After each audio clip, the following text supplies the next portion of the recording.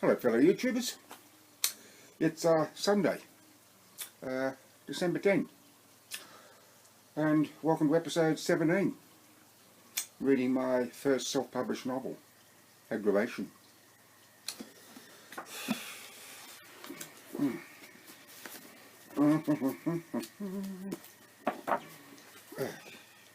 Sandy dropped to his knees on the ledge and began to crawl toward Clyde, fearful that any moment that the bucking slab would cast him off and to the ground and fall on top of him. "I'm coming, Clyde. Just hang on. Please hang on. Oh God, please don't let him die," he whispered. But by the sound of Clyde's frantic pleas, he feared the worst. Then the worst happened. Just as Sandy grabbed the edge of the ledge, it exploded upwards and he lost his grip, slid backwards, then to his left and went sprawling to the ground as the ledger tilted. Hung precariously momentarily, then slowly slid toward him as he lay flat on his back, eyes wide with terror. Arms outstretched in a natural reflex but totally futile action to fend off the massive weight intent on crushing him to death. Clyde had helplessly watched on as all this had happened, the head-mounted torch lighting up Sandy's face as he grabbed the ledger edge. And then he was gone when the ledger shot skywards, dropping his head then and wincing with pain, eyes clamped shut, breathing rapidly through open mouth, heart racing in his throat, hearing and feeling the movement of the stone, then a scream, "No!" that was followed by a thud that jarred his entire body. Then all went quiet, so very, very quiet. Then he wept, and as the tears cascaded down and streaked his dirty cheeks, he wailed piteously, "No, no, no, no. Oh, Sandy, what have I done to you? What have I done to you?"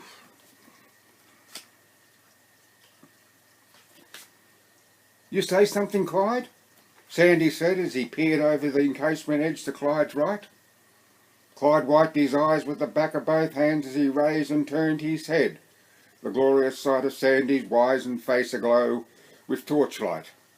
Then he smiled and said, I thought you were dead, my friend, and here you are, and I've never been so happy to see you, and if I could kiss you I would." "Yes, well, that'd be all right as long as it wasn't on the lips." Being in pain, confined as he was, Clyde didn't want to laugh, but he did. He just couldn't help himself.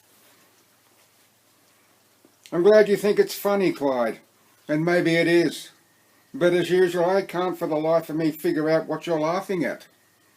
It's just my weird sense of humour, Sandy. Come on, help get me out of here, will you?"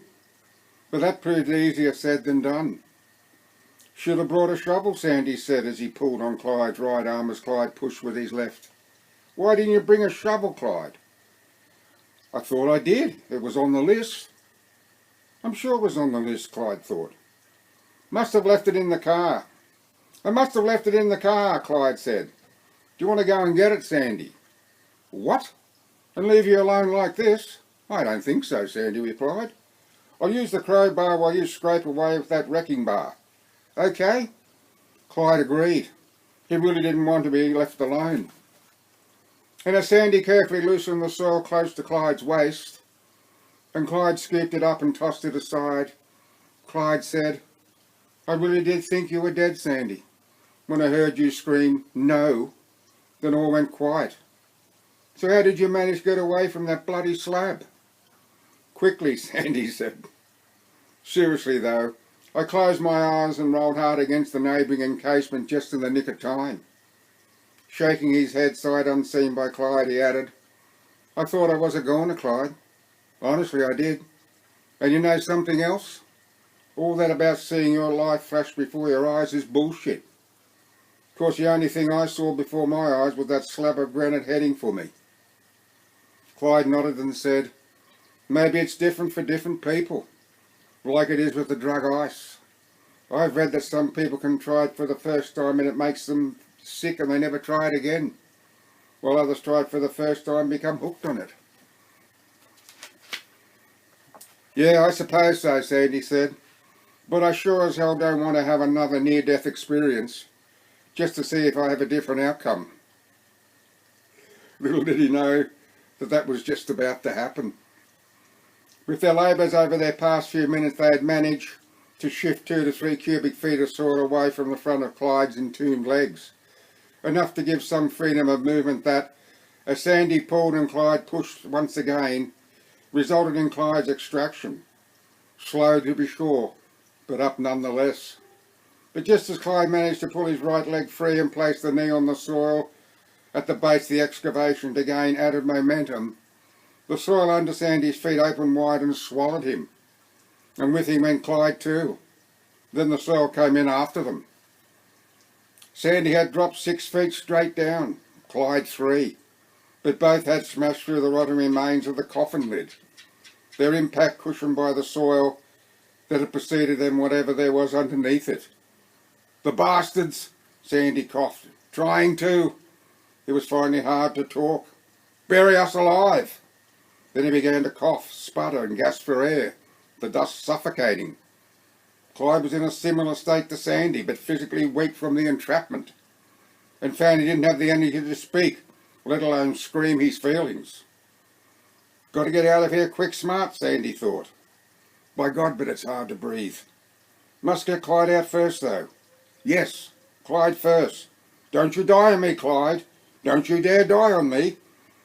Being no more than 2 feet apart, Sandy reached out and grabbed a firm hold of Clyde's shirt front and, ignoring the constant flow of soil and the choking dust, pulled him close, slapped his face, got the response he wanted. Fucking hell! Then yelled, stick a foot on my cupped hands and I'll help you out. Come on, Clyde, do it. Now, now.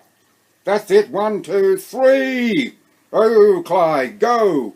That's it, Clyde. Now scramble for Christ's sake. Scramble as if the devil is after you. Clyde did scramble as if the devil was after him, clawing at the loose soil, knowing that their very lives were dependent on it, gasping and coughing and spitting, and hoping it wasn't he instead of Charles MacArthur that was burying his friend alive. Finally, Clyde was out, managing to say, I'm out, Sandy. Now you. But what happened next stunned Clyde. No, Sandy said. Hand me that headlight of yours and I want you to get the shovel from the car, Clyde, and don't argue with me, just do it and do it quick. He did. Somehow Clyde managed to make his way, stagger his way, to his car, grab the shovel. He didn't even think, see, I knew I brought the shovel. Then walked and staggered his way back to the graveside, handed Sandy the shovel, who said, get that can of diesel ready, Clyde, and the matches too.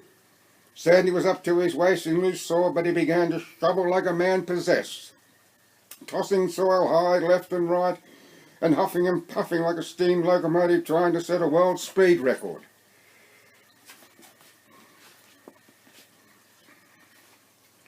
Peering over the encasement edge, Clyde said, how you going down there, Sandy? Sandy's answer, a shovel full of soil raining down on Clyde's head, quickly followed by another to Clyde's left and another that Clyde could only hear as it landed somewhere in front of him. Clyde backed away then, saying to himself, that man's an enigma he is, God bless him. A dozen or so shovels on in Sandy's spotted bones, ribs by the look of them. A couple shovel loads of soil a little further on he uncovered the neck bones, then the chin bone, then finally the entire skull was revealed. And Sandy said, don't look much like a man now, do you? And as if in answer to the insult, the ground shook and the wall, and a wail like 1,000 lost souls filled the air, so piercing that Sandy dropped the shovel and fell to his knees, clamping his hands to his ears. Well, at the same time, Clyde clamped his hands to his ears, but instead of dropping to his knees, he staggered and reeled and fell backwards flat on his back, winding himself, managing somehow to roll onto his left side and curl up in the fetal position. In the hole, Sandy cowered from the piercing pain of the incessant thrill, the palms of his hands doing little to reduce the intensity of the noise, so unbearable that if he didn't stop shortly he would surely go insane. Straining but managing to raise his head, he stared at the skull. And it was then, after a moment or two, although he didn't know why, he was prompted without hesitation to grab the shovel and decapitate the skull. the severing blow ending the noise in an instant, replacing it with a silence that was almost overwhelming. Sandy thought he heard Clyde say, "What happened?" prompting him to turn his head in the general direction and answer, "I don't know. But that's all he managed to say, for it was then that another sound greeted his ears. That like a throaty gurgling, as if someone had something caught in their throat. "Is that you, Clyde?" Sandy yelled. "Are you all right?" "I've been better, but I'm okay." "Why?" "Can't you hear that noise?" "What noise?" Clyde said. "Oh shit, don't sneak up on me like that, Clyde." "Sorry, Sandy, I didn't mean to startle you, but what—" "Oh, that noise. I couldn't hear it before. It is strange, isn't it?" "What's it sound like to you?" Sandy asked. "Well, like someone else has something caught in their throat." Sandy agreed, then said, "Well, it ain't me, and it ain't you, so who the hell could it be?" At that moment Sandy smelled something. The next Clyde, and it was familiar to both of them, although what it was neither could put a finger on it. There was, however, one thing both were certain of. They didn't like the sound and the smell one little bit. Not wanting to waste any more time, Sandy recommenced shoveling in earnest, this time working toward the foot of the coffin and trying to ignore the sound and the smell. But it was hard to ignore, and to make matters worse, the smell was getting stronger, causing Sandy to cough and gag, something that was all too obvious to Clyde, and he urged, "Get out, Sandy, and I'll take over. You've done more than enough." Sandy didn't protest, releasing the shovel and scrambling out as Clyde eased himself into the hole, not bothering to discard the headlight, but leaving it on and lighting Clyde's way as he looked on. Clyde, still in pain and stiff from his fall, found both easy to ignore compared to the stench he inhaled that, even with sucking air through his mouth, could not dispel. In fact, to Clyde it was like when you vomit and your nose does too. Such was the foulness of the air, and he too coughed and gagged because of it. He had to constantly fight the bile that rose in his throat, swallowing hard time and time again, his eyes so awash that he was virtually shoveling sight unseen. But still he persisted. He had to, so intent on what he was doing that when the gurgling sound changed abruptly to that of choking and sputtering, he didn't notice it. But Sandy did, when he realized then who it was. Someone who was already dead was dying again, and what he could smell was blood. But blood that was as vile as the man himself. To Sandy it was like trying to make sense of the senseless. For how could someone who had been buried for so long, who was nothing but bone, bleed? It was impossible. But it was happening, and he didn't need to shine the light on the news to verify what he already knew. But what to make of it? If someone living was to bleed so much, they would die. But if that someone was dead and they bled so much, how could they die when they were already dead? Unless what Sandy knew of the supernatural was only that Clyde had talked about. And he remembered Clyde had referred to the sister's father as the Black Smoke Demon. So by that reckoning, that would mean that this putrid blood was demon blood. And it was oozing forth because Charles MacArthur was hell-bent on... "Get out of that hole now, Clyde," Sandy demanded, reaching out. "Grab my hands and don't ask any stupid fucking questions, Clyde. Just do it." Clyde didn't, and he did, grabbing hold of Sandy's hands with a grip like grim death. And as Sandy pulled, Clyde scrambled, his legs working overtime as one foot found purchase and the other slipped, seeming to be getting nowhere 1 second, the next gaining a hard-earned few inches, then 6, then a foot. Only Sandy aware of the demon blood slowly gaining on him as he glanced down every few seconds. So much blood, too much blood, and the stench almost overpowering. Frantic, Sandy pulled and threw his torso backwards, feeling Clyde's weight coming to him one moment, the next dragging him forward as Clyde lost his footing. But he didn't let go. "I've got you, Clyde," Sandy yelled. But with the air so thick, Sandy was finding it hard to breathe. It was only a matter of time, and not too much time either, before he wouldn't have the strength to maintain his hold. Ooh, ooh, scary. Half in and half out of the hole, Clyde was desperately trying to regain his footing. But as Sandy was finding it hard to breathe out and away from the hole, Clyde was barely breathing at all. His throat had constricted, his nose was clogged with a mixture of dust and mucus, making it virtually useless. His mouth bone dry, tongue swollen, and he was constantly fighting the urge to retch, knowing full well that if he did, then he would suffocate and surely die. And he didn't want to die, not like this. So with the comfort that Sandy's grip gave him, and with the will to survive, but knowing this would be his last chance, he raised his head and looked at Sandy. And although the light blinded him, he ignored it and uttered, "I'm going to throw myself onto my back, Sandy, and I want you to pull me the moment I do. Oh, okay?" Sandy nodded, the light bobbed, and Sandy said, "Do it, Clyde, and you'll count to 3. I'm ready." On the count of 1, Sandy flexed his arms and shoulders, and Clyde gasped for breath. On 2, Sandy sucked air through his mouth and held it, his body set to spring back with all the force he could muster. And Clyde closed his eyes, seeing himself in his mind's eye doing what he intended to do. A final rehearsal, then, gasping for breath again, he then let it out with a vociferous 3! Sandy felt all of Clyde's weight as he went back, forearms twisted. The pain in his contorted wrists so agonisingly sharp that he was forced to release his grip. Then his legs gave way and he fell to his knees out of sheer exhaustion. The only sound that in his head of a rapid booming heartbeat that was equally matched by his gasping for breath. Clyde was gasping for breath also, his heart racing as he lay flat on his back. But other than the realisation he was resting above ground and in pain, nothing else made sense to him. Through narrow eyes he could see light and feel the blood rushing to his head. But for several seconds he was in no man's land. Then it dawned on him. His head and shoulders were dangling over the encasement edge. "Oh shit, Sandy," Clyde muttered. "I don't feel real good."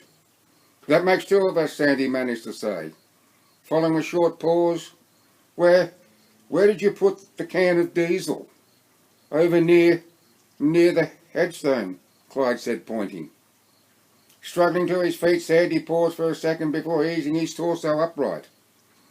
Clasping both hands to the small of his back as he stretched, winced from the pain, then said, "You've got 30 seconds to get away from the grave, Clyde. Otherwise you'll be toast."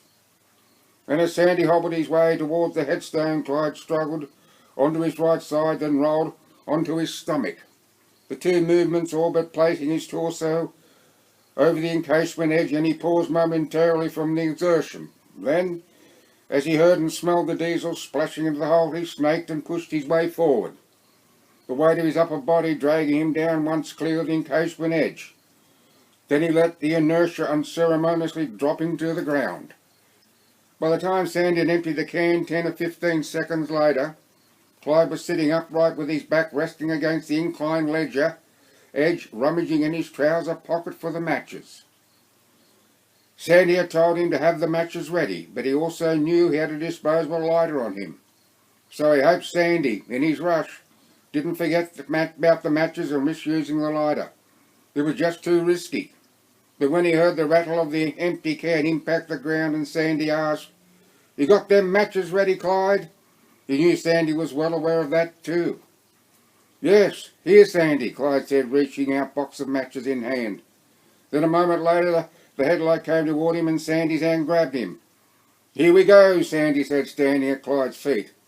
And the next Clyde heard and saw was the scratch of the match and the flame of the ignition, quickly followed by the sound and flare up as the entire box of matches ignited. Then the flames were gone when Sandy tossed the burning box and contents into the hole. The flaming trail etched in Clyde's corneas replaced in an instant with the eruption of the diesel, the flames lighting up Sandy's face as he looked on.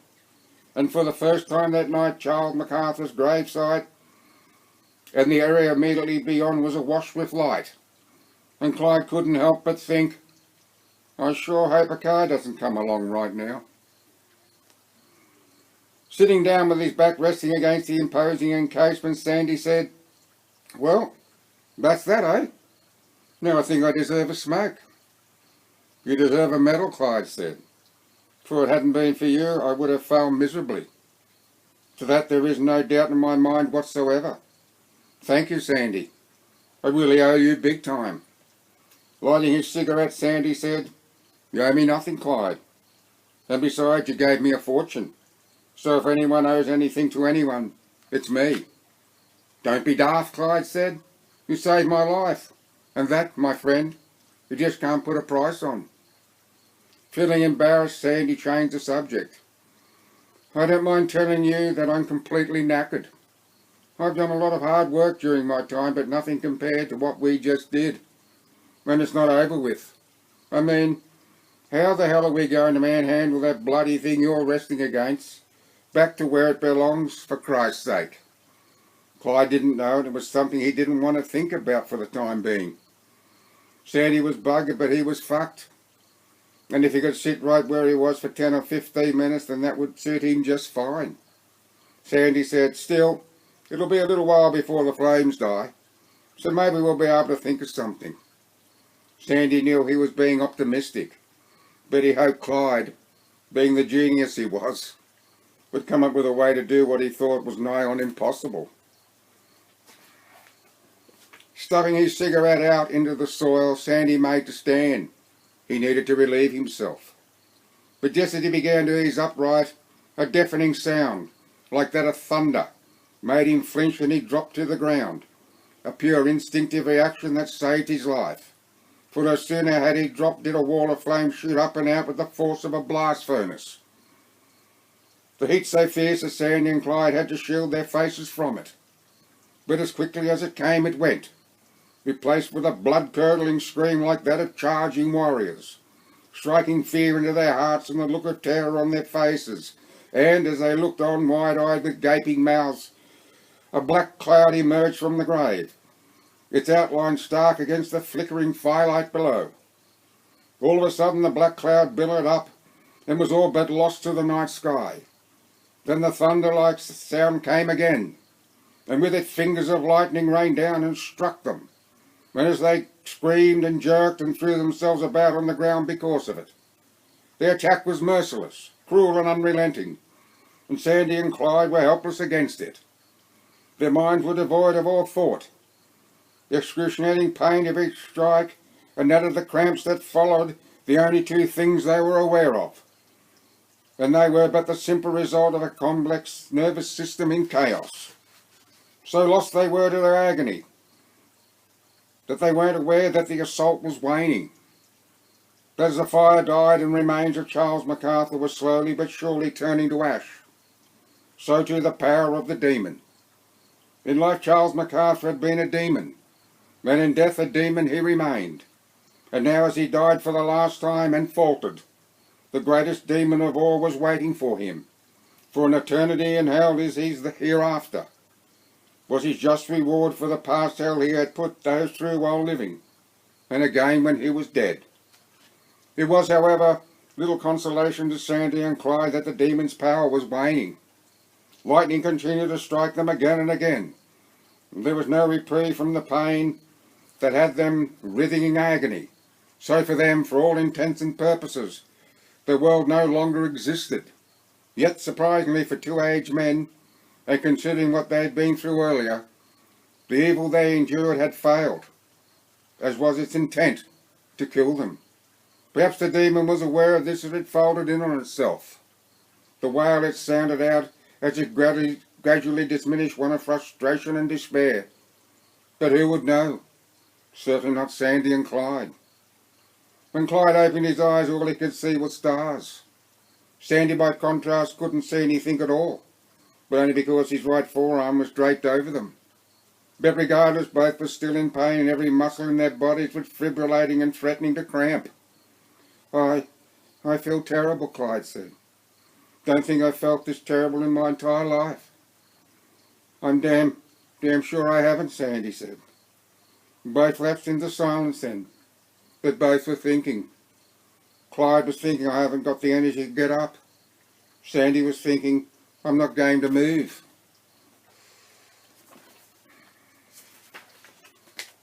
Clyde, I wonder what Sandy is thinking. Sandy, I wonder what Clyde is thinking. Clyde, if I lie here I'll go to sleep. Sandy, I'm so tired I could sleep for a week. Clyde, my body is one big ache, especially my teeth. Jesus, Sandy, I think I might have pissed myself. Bloody wonder I didn't shit myself. Clyde, feels like every nerve in my mouth is exposed. Sandy, maybe I didn't, I just don't know it. Goddamn Clyde and save the sisters. Clyde, I wonder what time it is. I'd look at my watch, I had the energy to raise my arm. Sandy said, bloody hell, Clyde, it's near on 2 o'clock. Clyde thought, how weird is that? Then said, I'm not surprised, Sandy. Just goes to show how time flies when you're having fun. Sandy didn't respond to that quip, but said, we've got to get up off our backsides and get busy. Otherwise we'll still be here come daybreak. They did, but with some difficulty. Nevertheless, once they began to move around and the blood flowed, their muscles responded accordingly and started to unwind. Although for Clyde the blood rushed to his head every time he bent over was a new experience in pain. In fact, with his back smarting too, he couldn't figure out which pain was the worse. Sandy, however, knew exactly which pain he was suffering was the worse, and that was the incessant needle-like pain in his wrists. Still, they soldiered on in silence, totally aware that they were, one way or another, sharing the same boat, and a whinge and whine would fall on deaf ears and get them nowhere in a hurry. Clyde had suggested they bury the garden stakes in the hessian, having no use for them, and thereby saving an armload back to the car as well. Sandy thought he could bury the lot as far as he was concerned, so Clyde didn't get any argument from him. Using a hydraulic jack to lift the ledger was the most consuming job of all, requiring each end in turn to be raised and supported by mounds of soil, then raised again over and over, adding extra soil as they progressed until, using the crowbar, they were able to manoeuvre the heavy granite slab onto the encasement. Then, using the crowbar again, pushed the ledger all the way forward, then, although askew, and with the aid of the wrecking bar, finessed it into its final resting place. Job done. It was time to load up the station wagon and head for home. All in all, it had taken an hour 20 before Sandy and Clyde were seated in the station wagon. Everything accounted for and 100% positive nothing had been left behind, and their tracks covered. And for the first time in his entire life, how Clyde wished there was a 24-hour takeaway nearby. Living close to Sydney, there were a plethora of such outlets, but he never had the slightest inkling to visit any of them, ever. If he was in the city and hungry he would, but never, as he was now, had he any desire to leave his house in glee for the sake of an easy meal. Nor was he a fan of any particular food franchise, but, by God, how we would relish a bucket of Kentucky Fried Chicken right now, grease and all. Leaning back in the driver's seat, Clyde said, I don't know about you, Sandy, but not only am I totally rooted, but I could eat a horse and not spare the rider. Me too. So what have you got in mind? What I have in mind is what I can't have. So it'll have to be toasted sandwiches. Then toasted sandwiches it is. Well, let's go. With the engine running, headlights on, Clyde and Sandy were suddenly reminded of something they had forgotten about. No shit, Clyde said, the bloody gates are still closed. But almost immediately he had a thought. Yes, well, the demon closed them. And now that it's gone, it can't open them. Now can it? No, of course not. But then, can we? Only one way to find out. And then with that, Clyde drove off. 50 metres from the gates and they slowly began to open, perhaps by hands unseen or by a benevolent force. But either way, neither man was the slightest bit perturbed at what was now par for the course. 20 metres from the gates and the gap was wide enough for Clyde to drive through, yet still the gates continued to grow wider apart. Through the gates now, and Clyde brought his vehicle to a stop. There wasn't a vehicle approaching in either direction. Not because Clyde had noticed the gates continuing to move as he drove through. He wondered if the gates would be returned to their original positions. It was irrelevant, of course. He knew that. But he just had to satisfy his curiosity. They did. Clive smiled and thought as he drove away, I bet it was the sisters. Yep, no doubt about it. A place for everything, and everything in its place. Well, that'll do it for that reading, episode 17. I want to thank you for watching and or listening, or both. And until next time, bye for now.